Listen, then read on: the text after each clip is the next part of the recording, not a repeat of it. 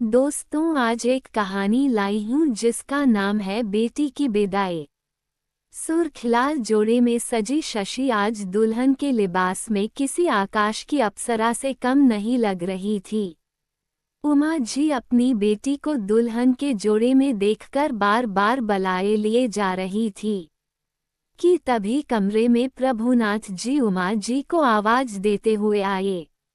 अरे उमा, तुम यहाँ हो? नीचे चलो, बाराती किसी भी समय पहुँचने वाले होंगे, चलो जल्दी करो। कि तभी उनकी नज़र अपनी बेटी शशि पर पड़ी। शशि को देखते प्रभुनाथ जी की आंखों के कोर गीले हो गए। उन्होंने कहा, शशि, एक तरफ तुझे मैं आज दुल्हन के जोड़े में देखकर जितना खुश हूँ, वही दूसरी तरफ मेरा मन दुखी भी हो रहा है ये सोचकर कि आज के बाद तू पराई हो जाएगी। चुपचाप पथराए आंखों से आईने की तरफ निहारती शशि ने कहा, पापा, मैं कभी आपकी थी ही कहाँ, जो पराई हो जाऊंगी। आप सबके लिए तो मैं हमेशा पराई ही थी। आप ही तो कहते हैं बेटियां पराया धन होती है।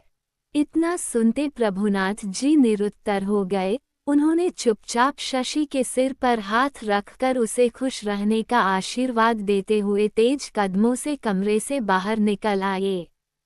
जिसे देखकर उनके बेटे ने कहा, पापा, दीदी ने सही तो कहा, काश आप उसको MBBS के लिए हॉस्टल भेज देते तो आज दीदी बहुत खुश होती। शशि के 14 वर्षीय भाई ने कहा, तू चुप कर दीदी के चमचे, तुझे क्या पता दुनियादारी, पहले बड़ा हो जा फिर समझ आएगा। शशि की शादी खुशी खुशी संपन्न हुई। प्रभुनाथ जी ने अपनी औकात से ज्यादा जो खर्च किया था, जो सामान शशि के ससुराल वालों ने मांगे, सोना, कार, फ्रिज, बड़ी इत्यादि सब कुछ दिया था। सभी घरती बाराती प्रभुनाथ जी को बेटी की ऐसी शादी संपन्न करने के लिए तारीफ कर रहे थे।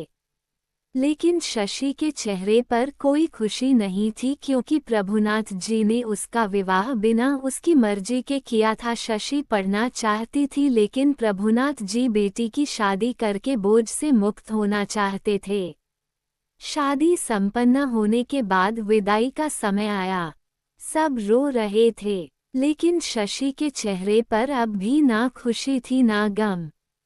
शशि की माँ उमा ने उसके आंचल में जैसे ही दूब, हल्दी, अक्षत का खोइछा दिया। शशि ने बड़े ध्यान से अपने आंचल के खोइछे को देखा, फिर एक नज़र अपने घर की दीवारों, खिलौनों, सामानों को देखते देखते अपने पापा प्रभुनाथ जी के पास गई और उनसे कहा, पापा, आप रो क्यों रहे हैं? आज तो आपके लिए खुशी का दिन है। अब तो आप खुश रहिए। आज आपने अपना 20 सालों का बोझ उतार लिया। मैं कहने के लिए आपकी बेटी थी, आपने मुझे जन्म दिया, पाला पोसा भी। मैं डॉक्टर बनना चाहती थी, ये बात आप अच्छे से जानते थे। लेकिन आपने कहा कि आपके पास इतने पैसे नहीं कि आप मेडिकल कॉलेज का फीस दे सको। आपने मुझे ग्रेजुएट भी नहीं होने दिया और मेरी शादी कर दी। कहने को मैं आपकी अपनी थी, फिर भी मेरे मांगने पर भी आपने मुझे शिक्षा का अधिकार नहीं दिया और इन अनजान लोगों को मुंह मांगी चीजें अपनी औकात से ज्यादा लाकर दे दी, वो भी अपने सिर पर कर्ज का बोझ रखकर। क्या मैं इस कर्ज के बोझ से भी ज्यादा बड़ी बोझ थी? कहकर शशि वहां से विदा होकर ससुराल चली गई। तभी नज ने कहा, पेशेंट से जो मिलना चाहे मिल सकता है। प्रभुनाथ उठकर भागते हुए अंदर ICU में गए, जहां अपनी बेटी को जिंदगी मौत के बीच जूझते हुए देखकर वो उसका हाथ पकड़कर रोते हुए बोले, मुझे माफ कर दे बिटिया, मुझे नहीं पता था कि मैं अपनी बेटी का हाथ इंसानों के हाथ में नहीं, जल्लादों के हाथ में दे रहा हूँ। मैं तेरा दोषी हूँ, बस मुझे एक बार माफ कर दे बेटी। बदले में शशि ने कहा, पापा, अब बहुत देर हो चुकी है। कहते हुए उसने अपनी आखिरी सांसें ली। प्रभुनाथ जी की वेदना आज वैसे ही थी जैसे जल से किसी मछली को निकाल दिया जाए। आज उनका मन वैसे ही तड़प रहा था। भीड़ से निकलकर उनके रिश्तेदार ने कहा, प्रभुनाथ, भाई रोना बंद कीजिए। शशि के आखिरी विदाई का समय हो गया है। जल्दी कीजिए, अब होनी को कौन टाल सकता है। लेकिन प्रभुनाथ जी बेटी के शव से लिपट कर बिलख बिलख कर रोए जा रहे थे।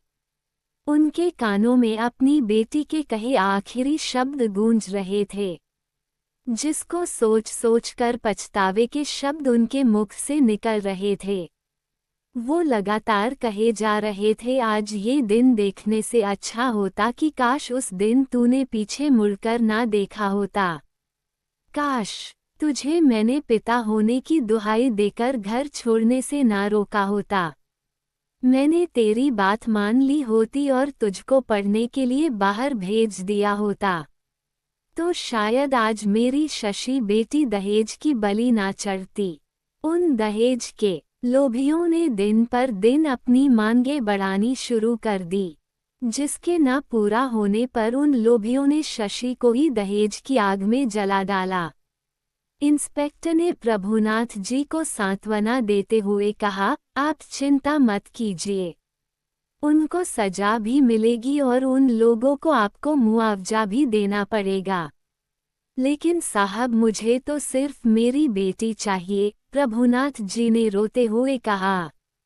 आज शशि के पार्थिव शरीर को एक बार फिर लाल जोड़े में अपनी आखिरी विदाई पर खामोश थी, लेकिन बहुत से सवाल थे जो उसकी मृत शरीर पूछ रही थी कि आखिर इसका जिम्मेदार कौन कौन है। मुखाग्नि देते प्रभुनाथ के हाथ कांप रहे थे।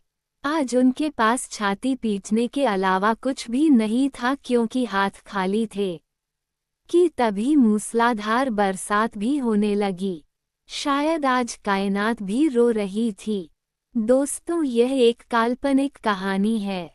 मेरे प्यारे दोस्तों, ऐसे दिल छू देने वाली कहानियाँ सुनने के लिए मेरे चैनल को सब्सक्राइब कर ले।